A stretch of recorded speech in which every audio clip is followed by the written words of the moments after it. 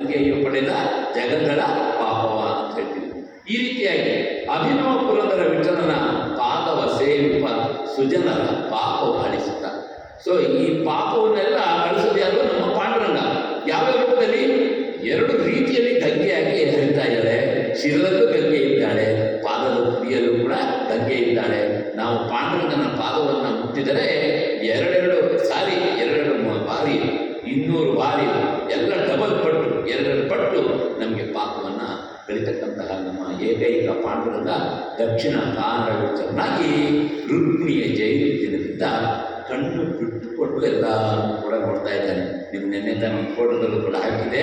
ಅವನ ಕಣ್ಣು ಎಷ್ಟು ಪೂರೈಸ್ತಾ ಇದೆ, ಎಷ್ಟು ನಗುಮುಖ ಇದೆ.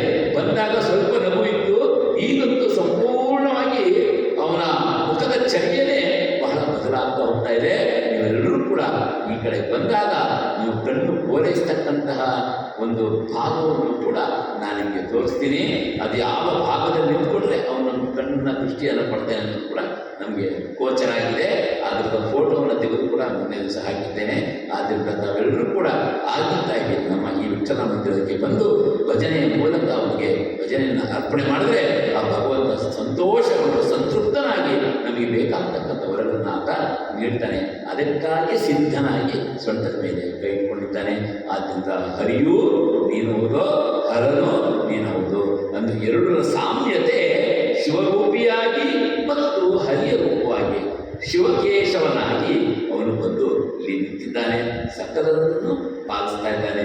ಸೊ ಎರಡೆರಡು ರೀತಿಯಲ್ಲಿ ನಾವು ಶಿವನ್, ಈಗ ಯಾವ್ದಾದ್ರು ಶಿವನ ಶಿವಾಲಯಕ್ಕೆ, ಶಿವ ದೇವಾಲಯಕ್ಕೆ ಬಂದರೆ ಒಂದೇ ಲಿಂಗ ರೂಪಿಯಾಗಿರ್ತಕ್ಕಂಥ ಶಿವನನ್ನು ದರ್ಶನ ಮಾಡ್ತೀವಿ.